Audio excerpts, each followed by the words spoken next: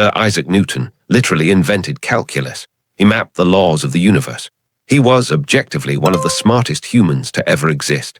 And yet he lost the modern equivalent of $3 million by falling for a financial scam so obvious. A teenager on the internet could spot it today. Why? Because when it comes to wasting money, your IQ is completely irrelevant. Your psychology is the only thing that matters. Right now, you are bleeding money. Not in the obvious ways. I am not going to tell you to stop buying $5 lattes. You are losing thousands of dollars through invisible psychological traps. Traps engineered by companies and markets that understand your brain's chemistry better than you do.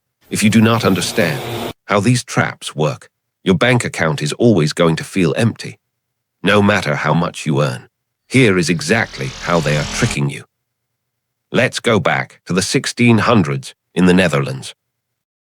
People were literally trading entire estates' cattle, and their life savings for a single tulip bulb. Sounds insane, right?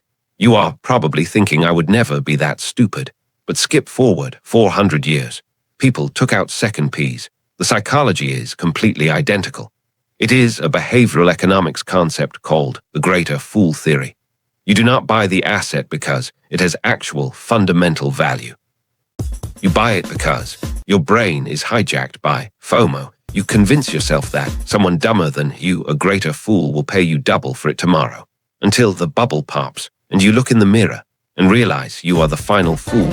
When you walk into a Las Vegas casino, the first thing they do is take your cash and hand you plastic chips. Why? Because handing over a physical $100 bill triggers the pain center in your brain.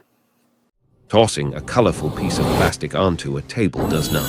Tech companies realized this and they turned your entire life into a casino. Auto-renewing subscriptions, Face ID payments, one-click checkouts. You do not feel the cash leaving your hand anymore. You aren't paying for a product, you are paying for the removal of friction. You sign up for a $15 monthly app because it's just a few bucks. You forget about it. Over 5 years, that one forgotten subscription costs you $900. Companies call this the lazy tax. They know you will forget. They are literally banking on your lack of attention. But this next one is what drains the most money from smart people. Think about the last time you bought an expensive online course you never finished, or a high-end gym membership you stopped using after 2 weeks. You didn't pay for an education or a workout. You paid the fantasy tax. Psychologists call this present bias. When you swipe your credit card for those new running shoes, your brain releases the exact same dopamine hit as if you actually went for a run. You are buying the feeling of being the person who does those things. The transaction itself was the workout. And once the dopamine fades, the shoes stay in the box. Commercial gyms know this. They price their business models assuming 80% of paying members will never walk through the doors. Your guilt is their profit margin. So how do you stop the bleeding? You have to realize one uncomfortable fundamental truth about the economy. Money is never actually lost. It just changes hands.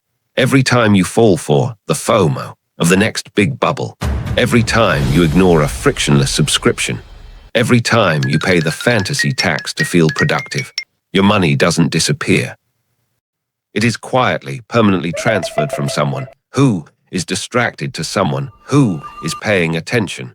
The only question is, which one are you?